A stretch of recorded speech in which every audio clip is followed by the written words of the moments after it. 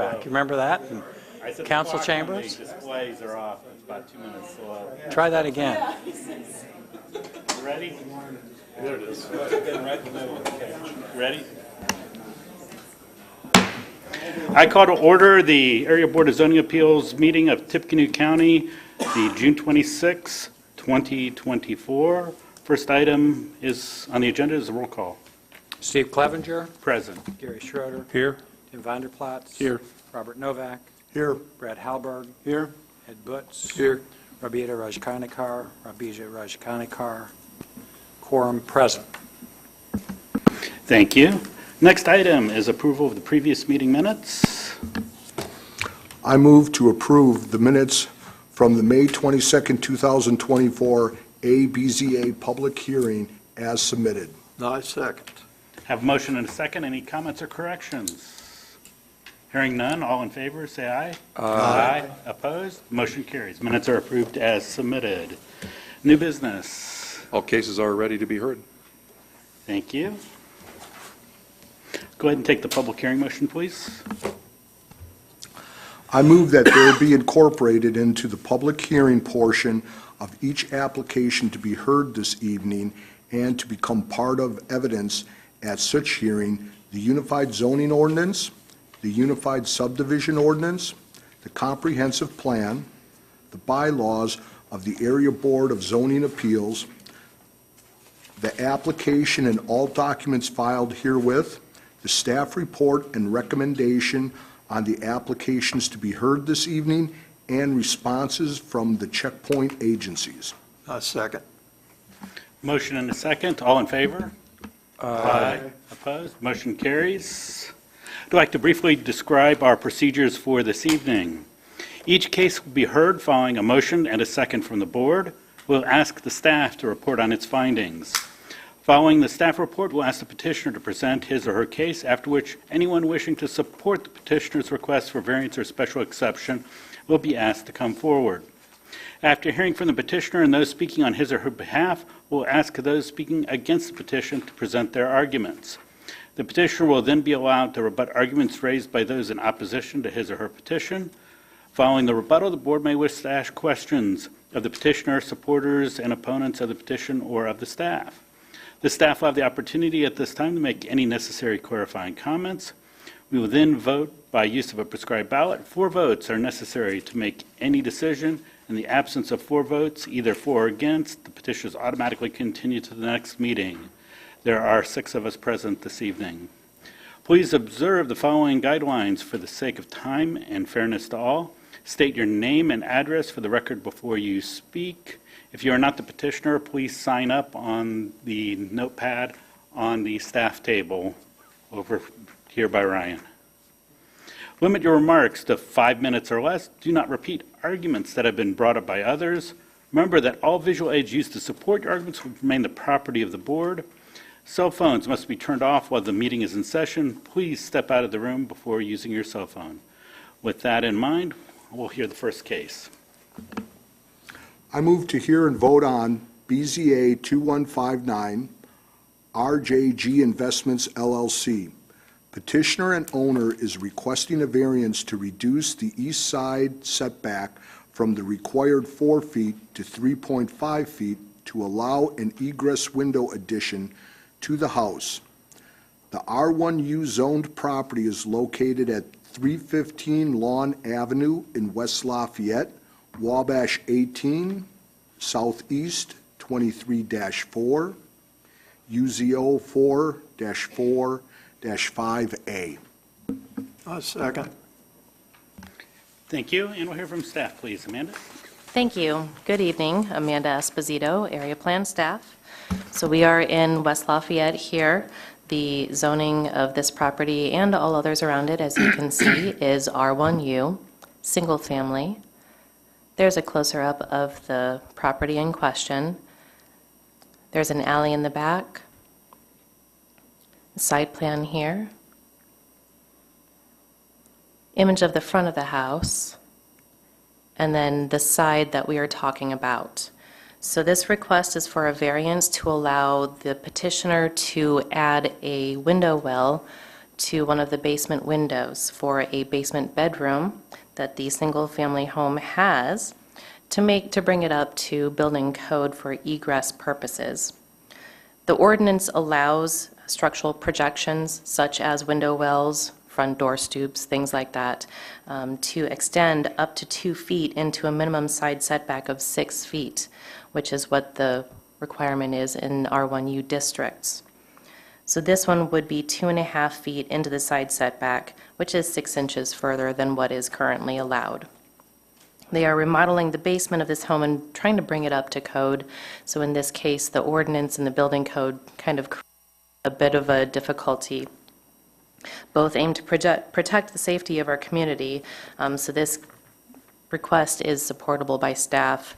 We find that this is not common to other properties in the same zoning district. While the lot is flat and not irregularly shaped, an existing basement bedroom with no proper egress for life or safety issues is an unusual situation, and strict application of the terms of the zoning ordinance will result in an unusual or unnecessary hardship.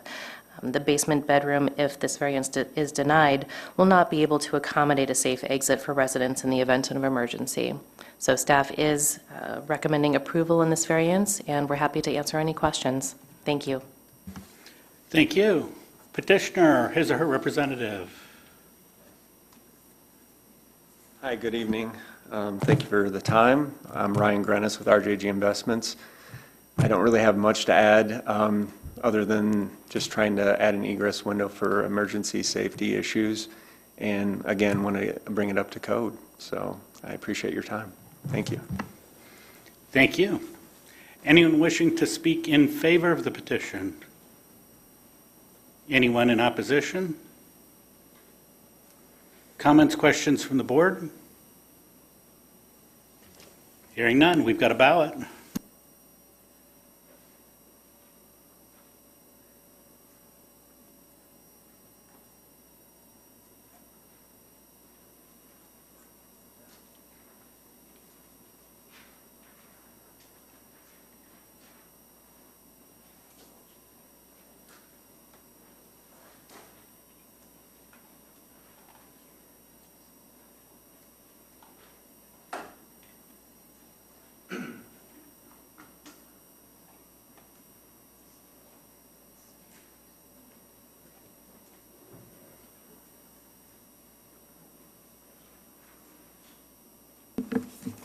Six ballots cast, all 6 in favor. That variance is granted, and we'll hear the next case, please.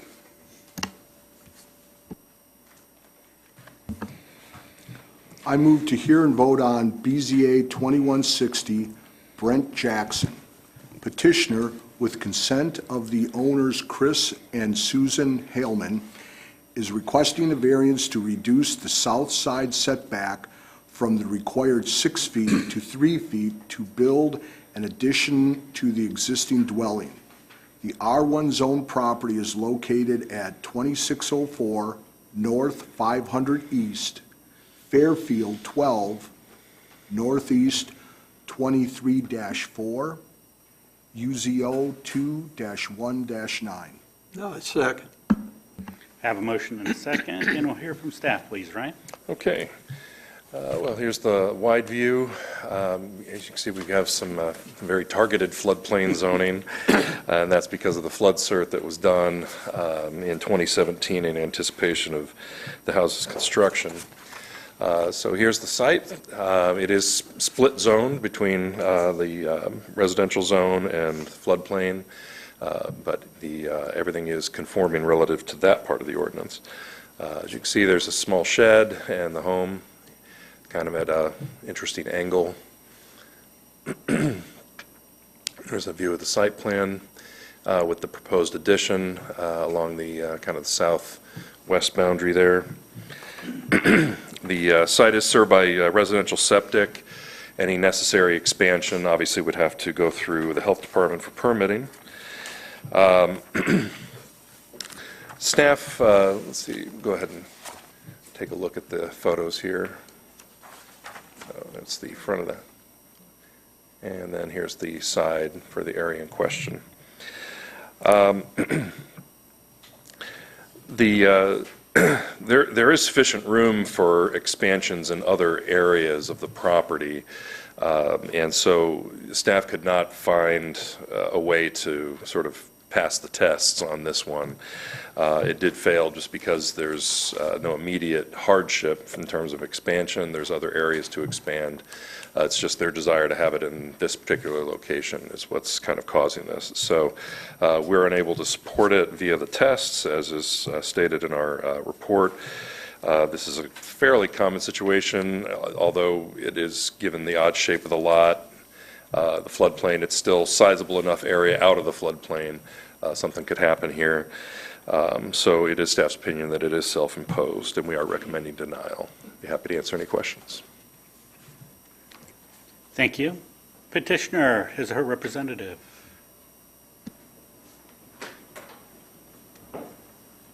Hi, good evening. Brent Jackson, 2604 North 500 East. We're just looking for this variance. COVID has had both of these homeowners staying home, and so with 4 kids, they don't have sufficient room, and so they're going to build some offices above this garage. With the driveway where its location is, just makes sense to make the garage go to that direction. It falls off into a woods where propane and multiple other things are on the opposite side. So this is what made sense for this addition. That's all I have. Okay, thank you. Thanks. Anyone wishing to speak in favor of the petition? Anyone in opposition to the petition? Questions, comments from the board? Go ahead, Gary. So the setback is 6 feet, and you want to go to 3, and I guess if I have my directions, that's to the south.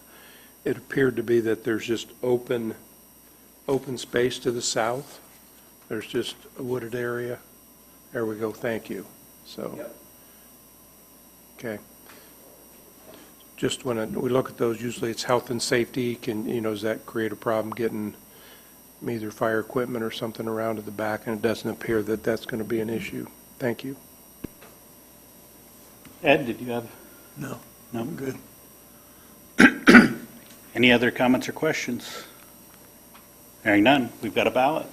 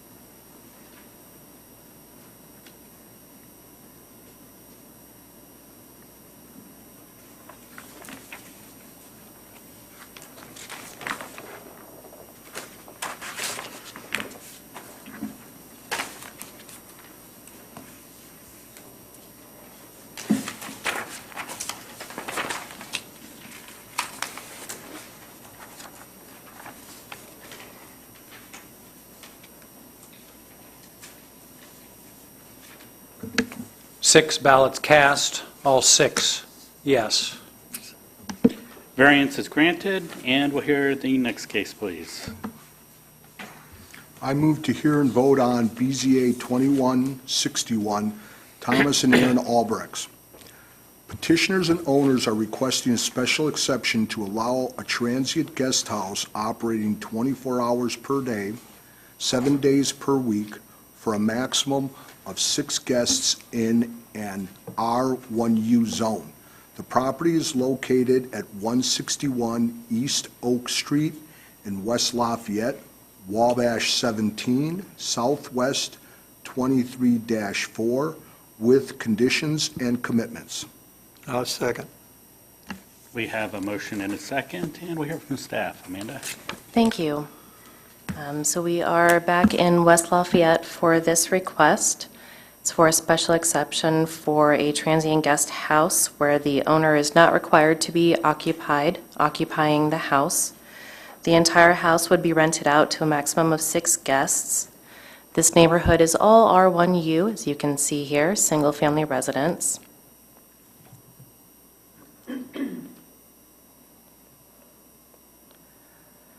There is an alley that I don't believe is being used by the house. I think they gain their access from the street, from Oak Street to the north there.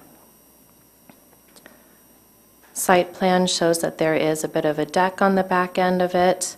There's also a clubhouse in the back that is, I believe, falling down anyway. So should this be approved, one of the conditions that staff is recommending is that the petitioner remove it. And I believe that was amenable to the petitioner anyway for, I imagine, liability reasons. And a picture of the house here for you. So the proposed quiet hours by the petitioner are 10 p.m. to 9 a.m. They have also indicated that no loud music or parties will be permitted, and no pets will be allowed outside without the owner present.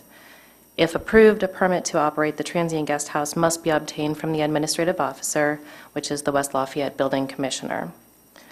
Our position on transient guest houses within the city of West Lafayette has been detailed in our reports from the May special exception cases.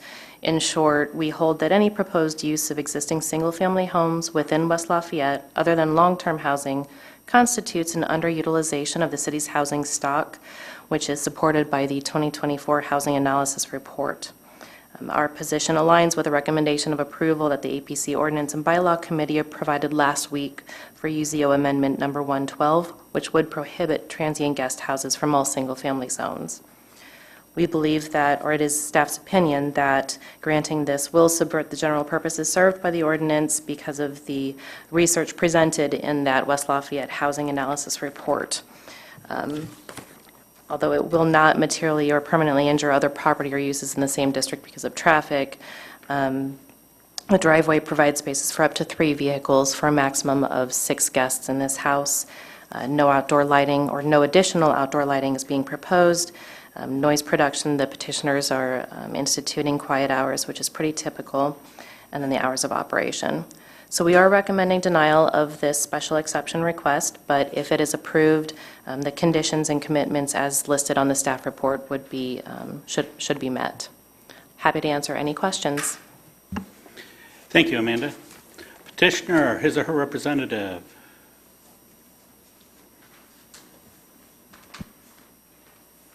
Good evening. I'm Erin Albrechts, 913 Pontiac Avenue, Lafayette, Indiana. I do want to point out that I did have the clubhouse taken down. It was not just a liability, it was ugly. So I have a picture if anybody would like that for their records. So I did that. To tell you a little bit about ourselves, Blake, my husband, Tom, and I love our community. We support our community. We support Purdue University.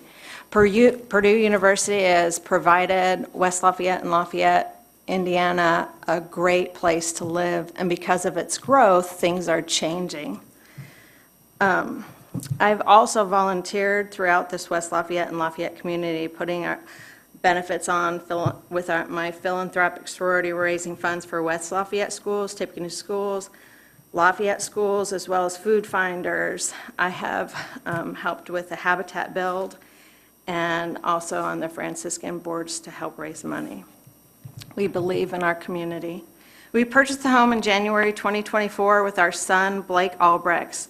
He is moved into the house. Right now, he is out of the country doing an internship, but we'll move back into this house as soon as he comes back and will be returning to Purdue University. He is a student there, and so we did file this to be a student rental. He has 2 additional student roommates at this time. We helped Blake buy the home and helped him with the cost when he was, and what we would like to do is help him with the cost while he is away, and it to be a transient guest housing. We chose this home as it meets his needs, close to campus, and is perfect for Blake and his 2 roommates. If in the future Blake does take a permanent job out of the area, we would like to keep the home as he could return. At least his mom hopes he would return, because I would like him to be close. We also have family out of town from Colorado and Florida that may come to the home, and to help him help us with that, a transient, or I don't like that word, but Airbnb home would fit all of Blake's and our needs. If we do not have it as an Airbnb, it would stay a student housing rental, instead of allowing Purdue parents to come for tours, visiting their children in graduation. I'd also like to have it for traveling nurses and other medical, others in the medical field which need housing. I do believe that we can benefit the community neighborhood. I think, but I will shortly find out, when we went up and down the street and did talk to some of the neighbors, that there were only 3 homeowners on Oak Street. I went through the beacon and looked at who had homesteads and if their addresses were the same. And the house with the backyard, the house on Robinson Street that's on a double lot, I did talk to that neighbor about what we were doing. And I don't believe he is here tonight, Mr. Comrie.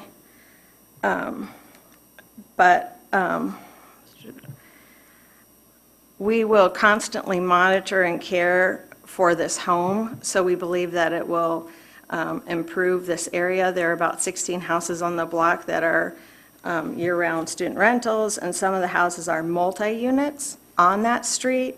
The houses located on Stadium and behind our house are all rentals, save 2 bookends on either side of the block.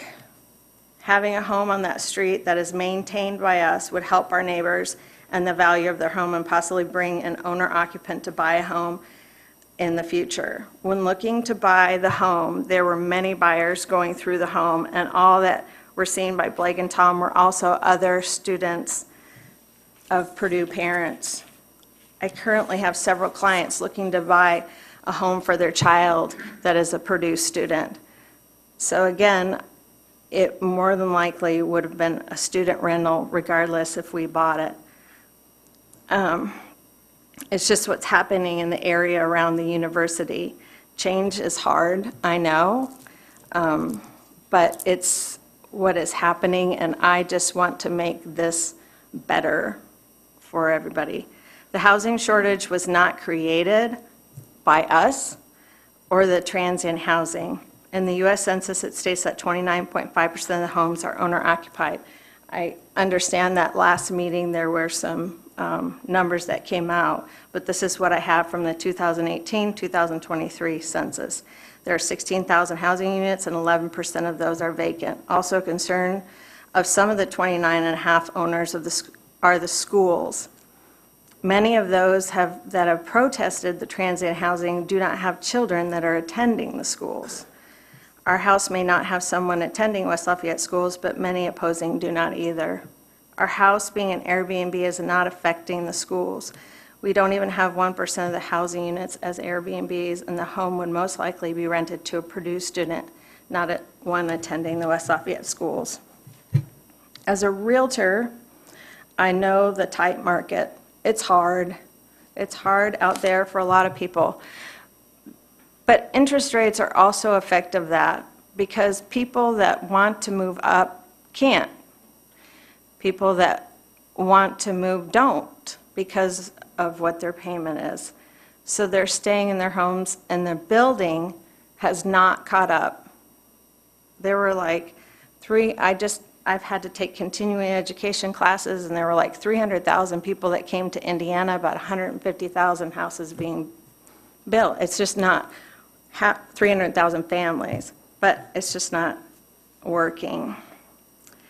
So I just want everyone to know that we are local and we will be controlling what is happening.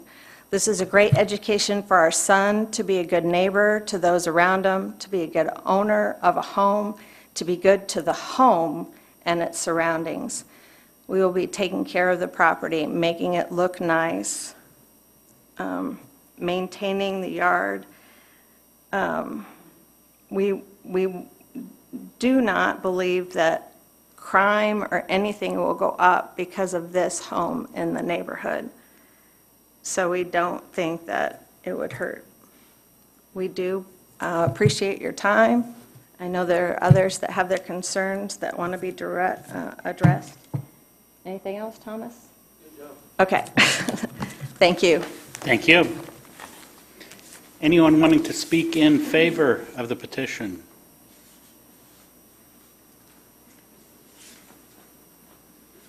Hearing none. Anyone wishing to speak in opposition to the petition?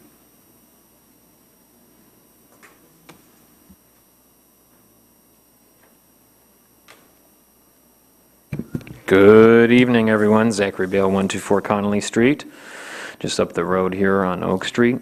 As a reminder to the public, we're only approving a property. We're not approving a person or their belief in a community or need for family to use a home or the narrative that they put forth in terms of having it.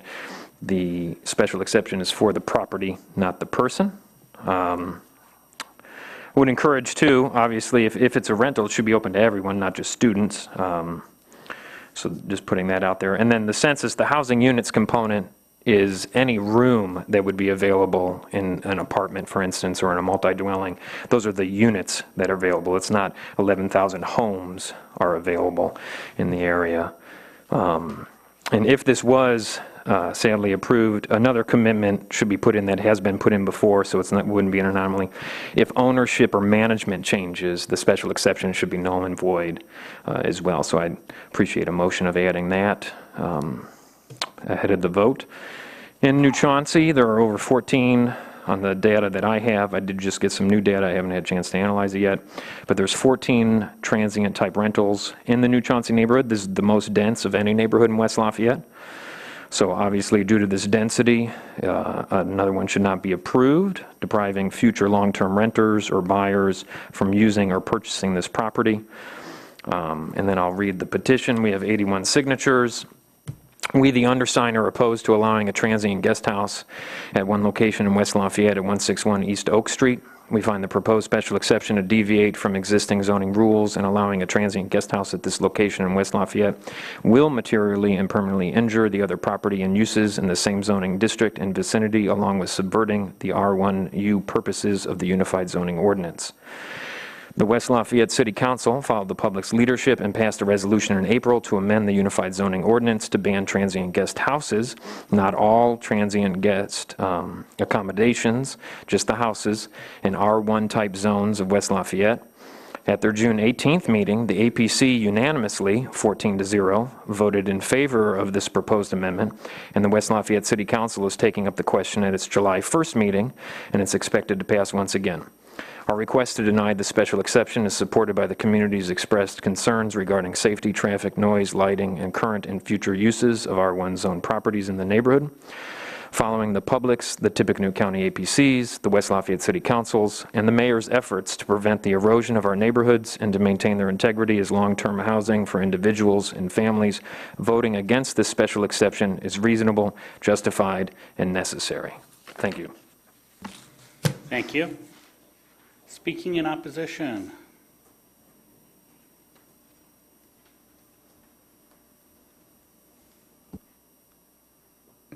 Hello. Jennifer Vanskyver, City of West Lafayette, Development Director. The mayor apologizes for not being here tonight, but the sentiments have not changed. This Monday, the City Council will hear and will very likely adopt the ban against transient guest housing.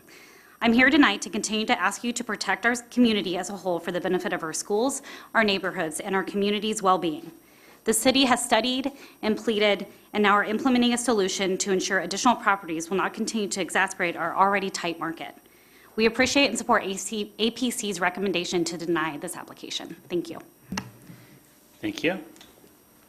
Speaking in opposition.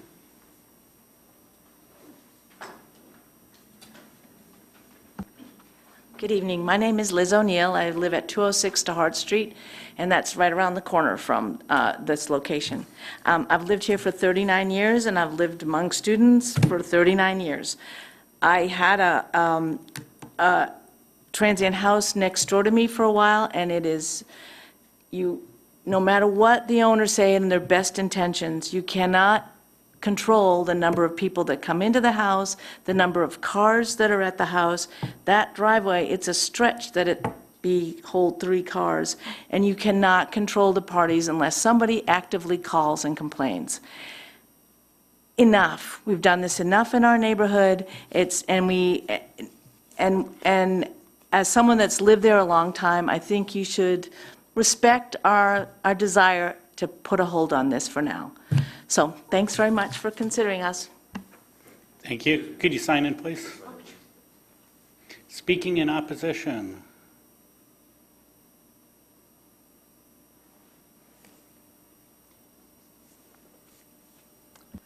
Good evening. My name is Antoinette Sheridan. I live at 825 North Salisbury Street. I thought the fact that there's only 3 owner-occupied residents on Oak Street was a pretty significant fact. Probably about 25 years ago, maybe 30 years ago, there was a neighborhood-initiated project to preserve the neighborhood with the formation of the New Chauncey Neighborhood Association. That group of people worked very, very, very hard to move properties from non-owner occupied into family residences. When I first moved to the neighborhood, our children had to trick-or-treat in University Farms because there were no children in our neighborhood, not enough families to put pumpkins on the porches. We now have, because of New Chauncey Neighborhood Association's efforts and the money that they invested in trying to get these homes into owner-occupied places, we now have a significant number of families with children that are going to our schools, and those families are supporting our schools, and those families are rising up the look of the neighborhood. We, as I said, if there's only 3 owner-occupied residences on Oak Street, we can't throw in the towel and say, it's gone, it's not going to be owner-occupied street, we might as well just give it up. We have to start punching back and thinking about long-term family commitments. I urge you to not agree to this proposal. Thank you. Thank you. Speaking in opposition.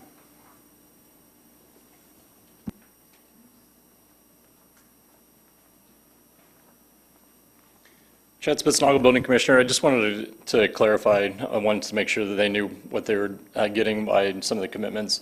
The rental housing program requires a family plus 2 unrelated or 3 unrelated people. So even though the commitments say 6 people, that would just be 6 family members. It wouldn't just be 6 college fraternity brothers. You still have to go hit that requirement of 3 unrelated people. So I would have called if I had known that. I wanted to clarify that before, so I wanted to make sure that. If there's an owner occupied, if the son's living in there, you can still do transient guest house. It's a different section of the definition that's still allowed, without it. So if your son's living in there, you can still operate an Airbnb. It's just an owner occupied one. So I just wanted to clarify that occupancy requirement, that it's not 6 unrelated people by this commitment. It's still 3 unrelated people. But when you're confining it down to 6 people, it would just be me and my wife and my 4 kids would be the max people, according to the occupancy affidavit that's due when they're coming in, and the occupancy affidavits are due every time you have a new tenant. So just wanted to make that clarification. Thank you. Speaking in opposition.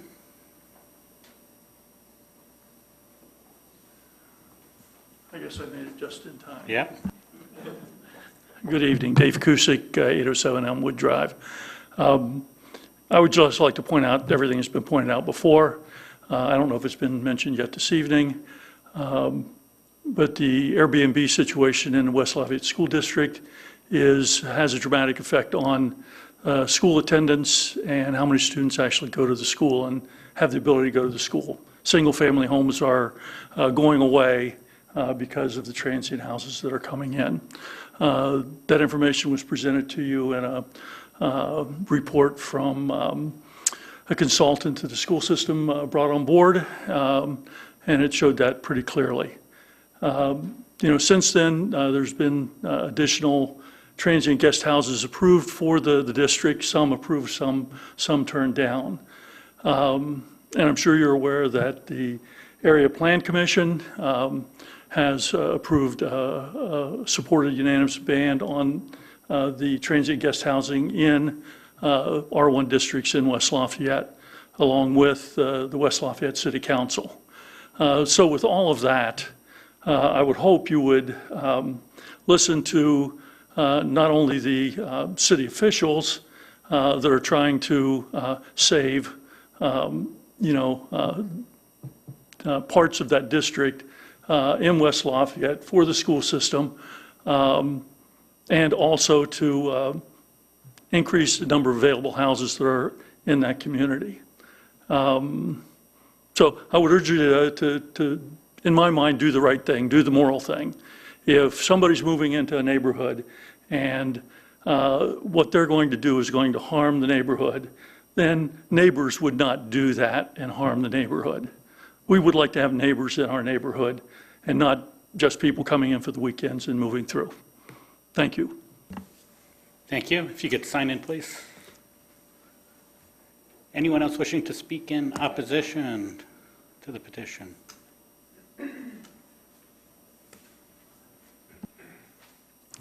Hello, I'm Jennifer Stein, 1721 Woodland Avenue, West Lafayette. With housing as tight as it is, especially housing at this size and price, it's not an overstatement to say that every Airbnb truly is at the expense of an actual citizen neighbor, whether they're owner-occupied or long-term renter, somebody who's going to support the local economy 365 days a year and be a part of the community. Visitors are great, and we need them, just not at the expense of actual full-time citizens. I mean, even if you don't consider the impact on the schools, even if you don't have a student living there, of which I am guilty, it's me and my dogs. It's the neighbors, year-round residents who are supporting the local economy 365 days a year, not just the entertainment places, the bars and restaurants and Purdue tickets for whatever short time they're here, but the entire local economy. We support, the residents support the groceries and the fitness centers and the bookstores and the veterinarians, places that the visitors will never see. And it's not that they aren't welcome, it's just that they can best support our local economy by staying in an actual hotel. And besides which, just another point, it's the citizens, the neighbors who run for local office, serve on boards, volunteer at the food pantry, participate in the community year-round. So once again, I'm encouraging you all to deny this application. Thank you. Thank you. Speaking in opposition. Come on up. You say yes. Yes. Come on up. I can't see you.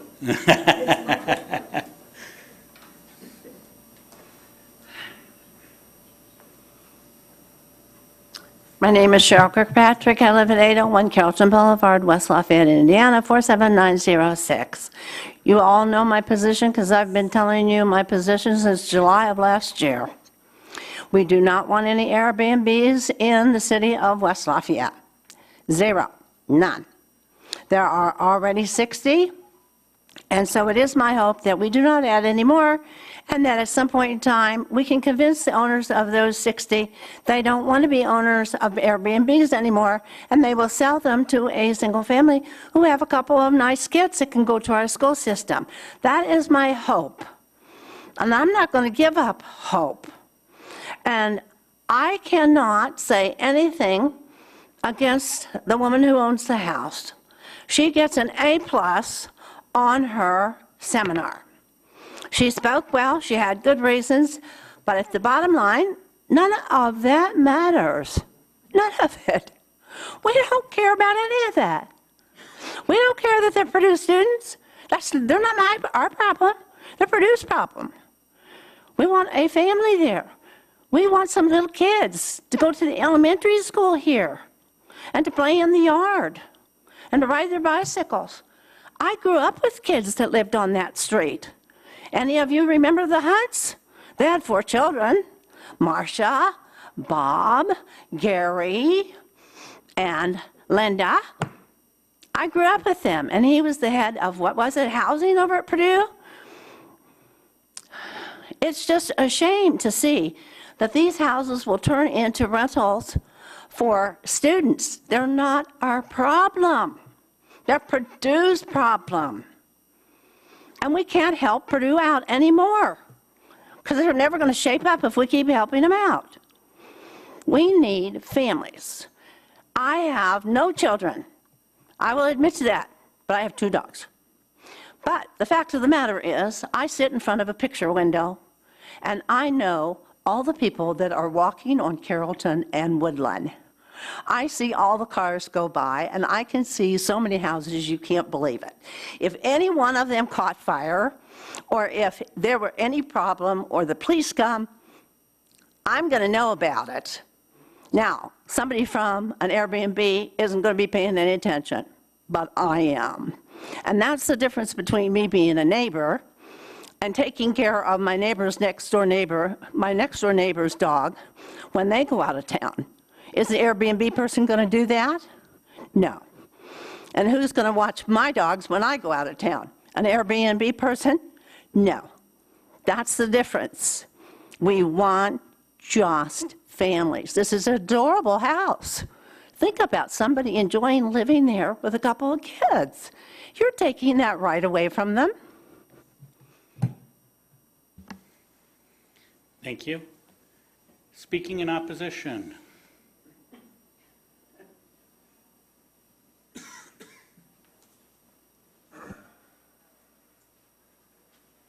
Good evening, Tim Worth. I'm at 730 Bexley, a few blocks away. I've been to a few of these over the course of the last several months.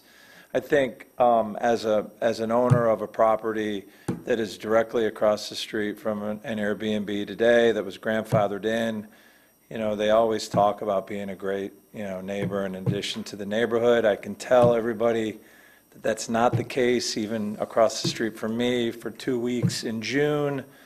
You know, capitalism takes over with Airbnbs, right? And they see an opportunity and they rent to people. And for 2 weeks, we had construction trucks across the street, and we had people, you know, unloading heavy equipment into the garage of the Airbnb every day, and ultimately, you know, groups of people on the front stoop smoking. Now, you can, you know, smoke where you want to, but again, it's a bad look for the neighborhood, and the Airbnb owner doesn't care.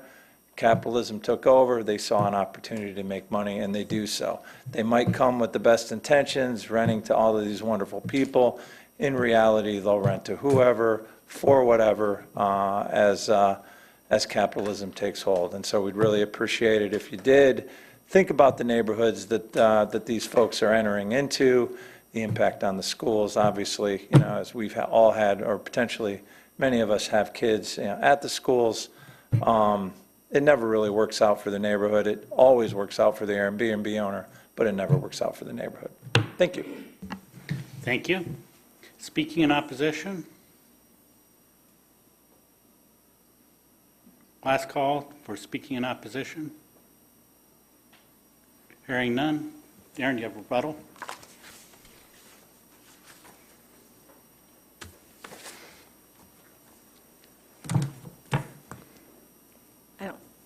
I want to say something about it. I'm not going to say it. I'm one that likes to joke, but I do understand what you're saying. I grew up in Niwot, Colorado. That's right outside of Boulder. Not one of my friends lives there. Not one of my friends lives there anymore. That's what happens. Change happens. People, the prices went up and people moved and they found different areas. I don't think I can keep saying the same thing, but this is a student rental. As far as the Airbnbs, I don't know if people know this, but I can when somebody puts in a request, I can ask them questions and decide yes or no on who's going to be there. I am concerned for the well-being of this property, so I don't think I would be the same, although people don't think that, and I don't know if capitalism is a bad word. I'm trying to understand that. But that's where, I'm going to be taking in mind who's going in the property, who is renting it, because that does come across. If you've ever rented from an Airbnb, I have rented an Airbnb, and I have to wait for them to respond to me, and they ask me questions. Do you have this? Do you have that? How many people are going to be in there? And as was pointed out, I was happy that it was pointed out, the other things that were said as far as how many people are in the unit and from that. So the number of cars, they can fit there. I couldn't believe that 6 people might show up with 6 cars. I guess that is a possibility, but there is enough room there. When it talks about preserving the neighborhood and having families move back in, all I can say is most of that street is student rentals. I don't see families moving back in. The potential for a family to move back in would be higher because my property would look better. If the house to the right of the property, as you're looking at it, if that owner decides to sell it, I'm a realtor. I take people out. For fair housing, I cannot tell them what is anything about it. What I tell people all the time is, look at the neighboring houses. How does that make you feel? What do you want to do? And when they're going to look at my house, they're going to say, that's a nice house. They're going to look at other ones, and they may not be nice because they are student rentals that don't always cut down the branches, cut down the weeds and all that, but mine might help sell the neighbor's house to an owner. I will not be selling mine. So it will be a student rental if it is not an Airbnb.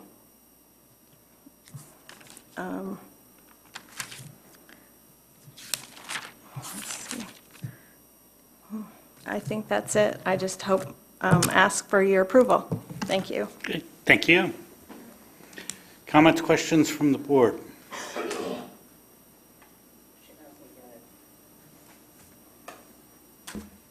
If no one else has any, I have a couple comments. First of all, in addressing Mr. Bale's comments that I agree with as far as adding the commitment that we have in the past, I will go ahead and make that motion.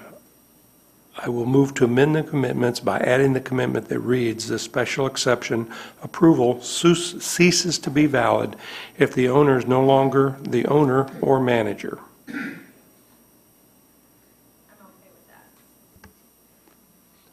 Do I have a second? You need a second? I'll second. Okay, thank you. And I heard that the petitioner is okay with that? I just want to put that on the table as we consider that. We'll Right, and I guess since we have a motion and a second, let's go ahead and, any further discussion on that motion? All in favor? Aye. Aye. Opposed? That commitment has been added to the petition then. And then to address Mr. Spitznagel's comments, it is in the commitment, and I just want to make sure that the petitioner knows that the occupancy is limited to 6 guests with no more than 3 unrelated, which is a standard. It's actually a county ordinance and standard in West Lafayette. So as you get people, if we adhere to that, I think that should cut down on the amount of people there that would create issues. So they understand that. I think that's all I have. Thank you, Steve. Thank you, Gary. Any other comments or questions? Hearing none, we've got a ballot.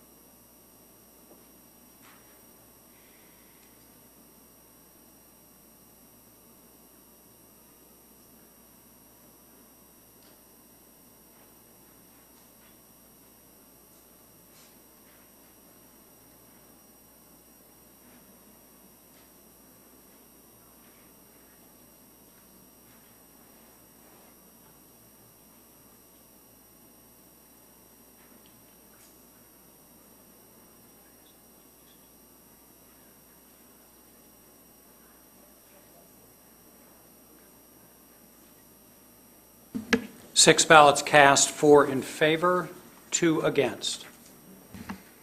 Special exception passes, and we'll hear our last case, please.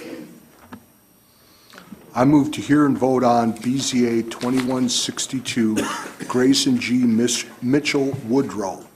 Petitioner and owners requesting a variance to reduce the south side setback from Bearwick Drive from the required 25 feet to 17 feet to construct a 14-foot by 20-foot shed.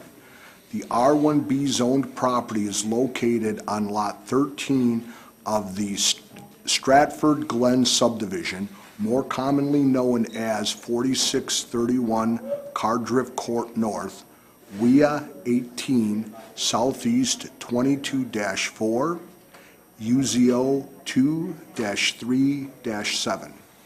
Now a second. Motion and a second, and we'll hear from staff. Ryan, please.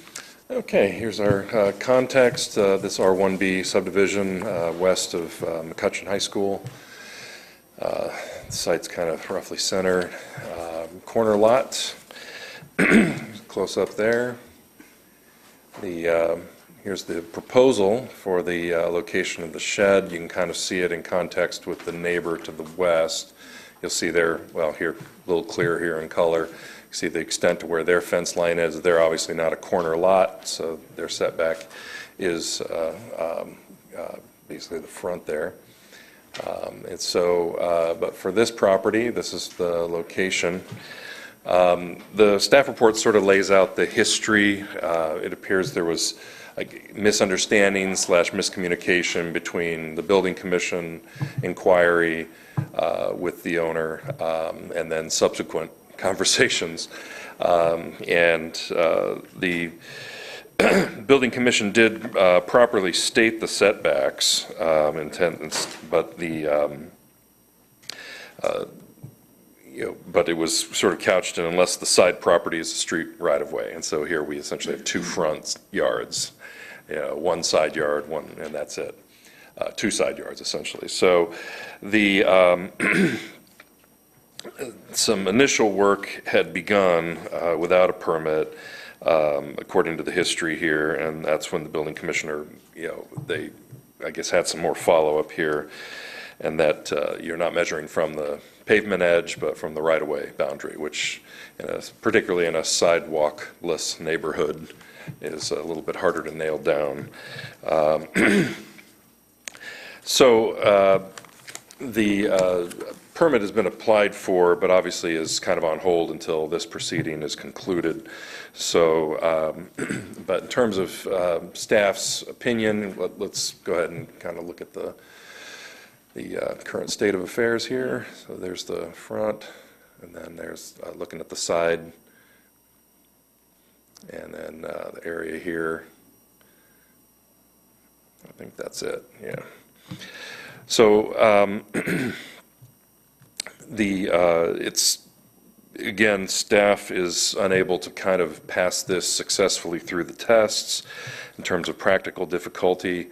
The work on the shed has kind of barely begun, so if there was an opportunity to make a quick adjustment to make it conforming, this is probably one of the more opportune times to do it. I believe this photo is about a week or so old, so it's possible there may be more information available now, but if it still generally looks like this is the current situation. So, but in terms of bringing the shed closer, again, we just don't find any practical situation here that would necessitate that. And so, again, we cannot support this via the tests.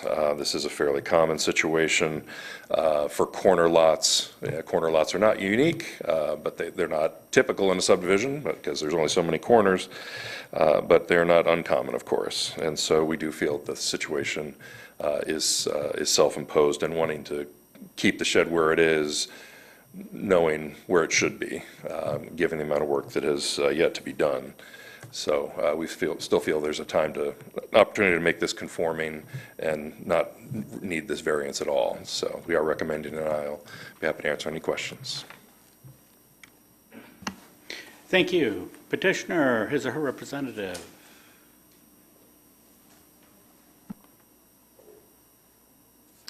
Good evening, board members. My name is Grayson Mitchell Woodrow, and I live at 4631 Cardiff Court North, Lafayette, Indiana 47909. To one real quick alibi, the property that was to the west as outlined earlier when we were talking about the difference in depth of fence, that is a corner property as well. That was originally stated that it was not a corner property, but it is. I'm a very much total line type of individual. I've served in the military for 14 years, and I'm still currently serving on the active duty side within the Indiana Army National Guard. So following the rules, regulations, policies that are set forth is something that I abide by very frequently and conform to all the time. I know that these rules, I do not make the rules, I just play by them. So the same rules apply here with this. So within my variance request, the underlining issue here is, I would say, incorrect information when asked and not full like information delivered fully. So on April 23rd is when I first sent an inquiry about obtaining a shed and what the requirements would be. And I reached out to the Tippecanoe County Building Commission's office and spoke with a very nice lady named Sonia. And she stated that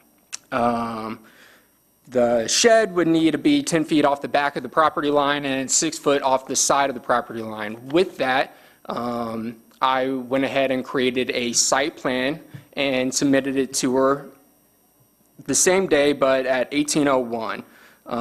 Her initial email to me was at 14:11, and I responded 4 hours later, a little less than that, with a site plan asking for more or less, is there any adjustments that need to be made with this, X, Y, and Z. She did not state, and my original site plan did show the street view on the south side along with the north side. Same picture, just not as marked up. But the first site plan actually had the entire shed box all the way, or basically flush with the south side fence. So I have two small children, one 11 and one 8, and I would like to utilize my backyard more efficiently and effectively. I am very strong in security, and with the community growing as much as it is, I don't feel that being overprotective and oversecure with my 2 small children is an issue. So with as much yard space I have on the south side of that fence, I would like to put my shed, originally I would like to put my shed flush with that fence, so I would have my entire backyard that they could roam freely and be secured. But from there, after that conversation with Sonia, like I said, that was 23 April. On 29 April is when I actually purchased the shed. So I didn't purchase this shed prior to talking to the Building Commission's office. From 29 April through 16 May, I started deconstruction of my south property fence, which is 25 linear feet, and I started buying material and resources to build my foundation for my shed to sit on. On 17 May, I staked down the plot with the 4x4s, and I had 4 tons of 57 grade stone dumped there. And this is, the box was entirely out of, can we go back one picture and get a side angle, please? So that box is kind of straddling the fence right now. Originally, the entire box was outside of the fence. That was the site plan that I originally submitted. And actually, the neighbor that lives behind me and then catty corner is a building inspector for the Tippecanoe County Building Commission's office. And he drove by and informed me that this looks incorrect and asked me if I had a permit for this. Without stating what he wanted the permit for, he just assumed that I needed a permit to build a box at that time frame.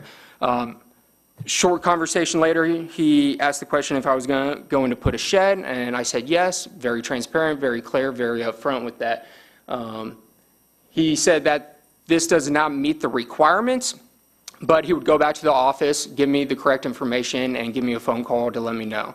So after he gave me a call on 17 May, Nick Pointer is that gentleman's name, he said that I would need to move the foundation 9 feet north, so which would leave a 5-foot overhang to the south, which is what you see right now. So that weekend, I went ahead and moved my box and the gravel 9 feet north because technically only the shed needed to be moved north. I felt like the box remaining where it was at, even though a shed wouldn't be on it, would be an eyesore to the neighborhood and the community.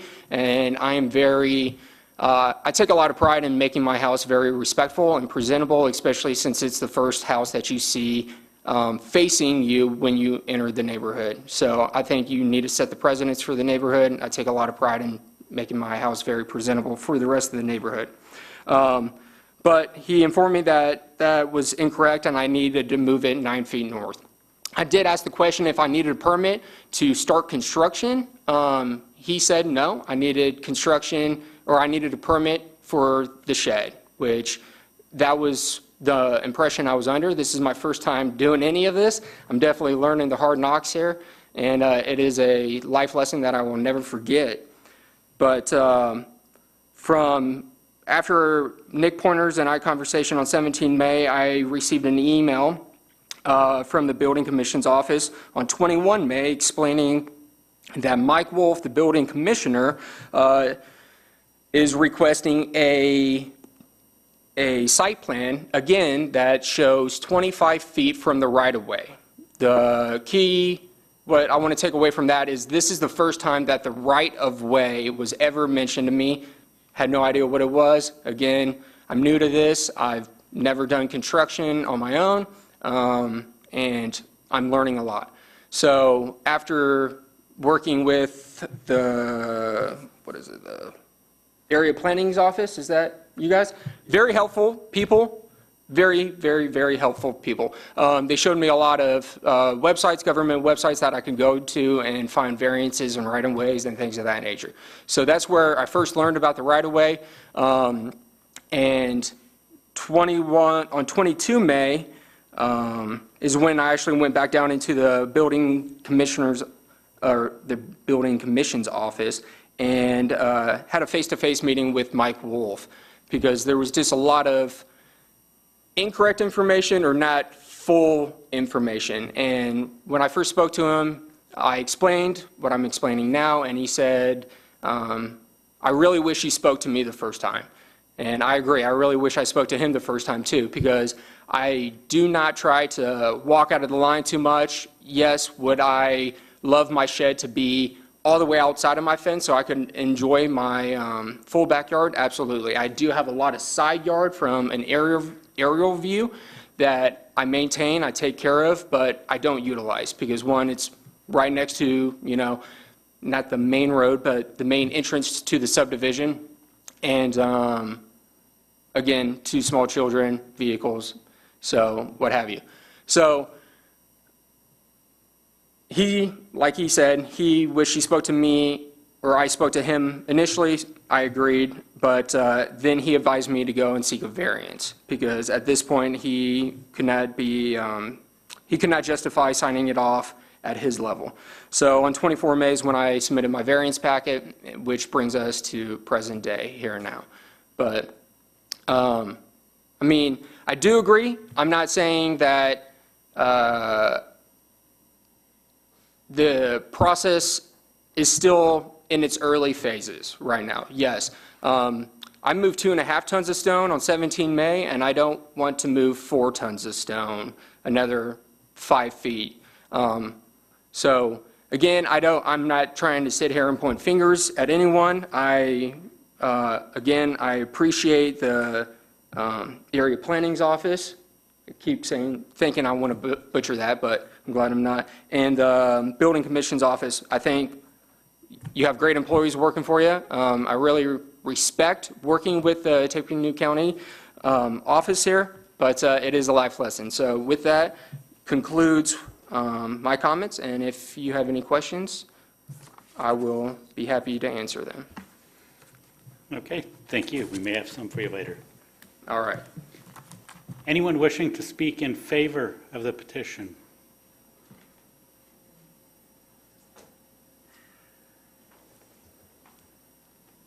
Hi, my name's Taylor Ryan. I live at 4630 Cardiff Court North. It's actually the house just east of them, right when you first come in the neighborhood.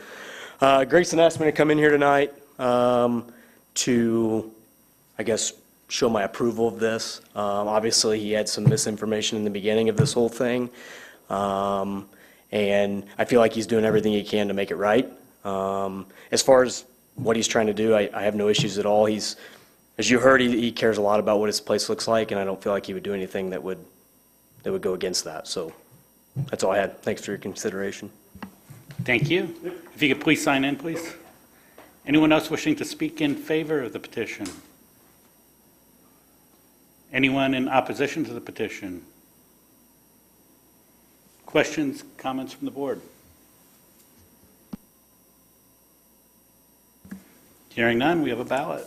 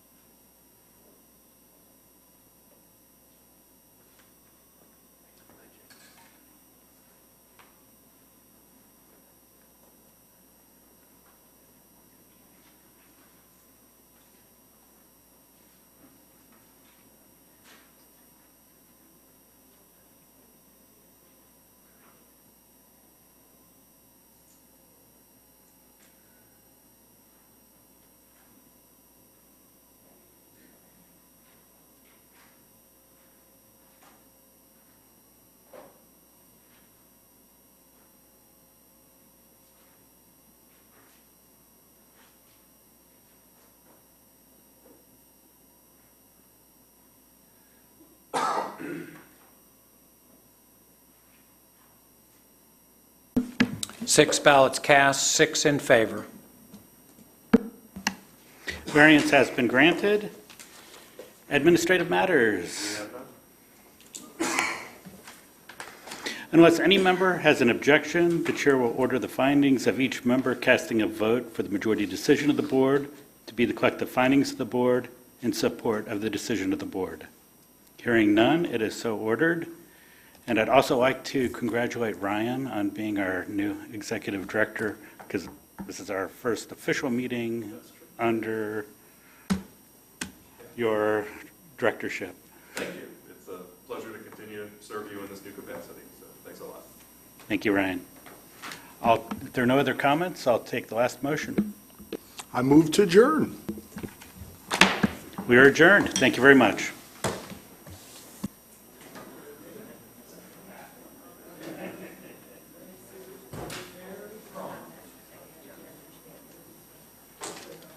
This conference is no longer being recorded.